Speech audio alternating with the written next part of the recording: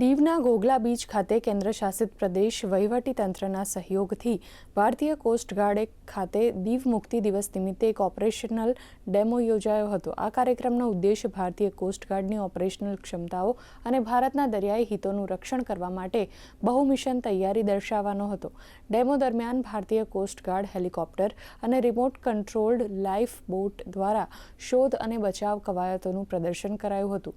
તો coast guard Dornier વિમાનને शोध और बचाव कामगीरी में हवाई संकलन दर्शाव्યું હતું।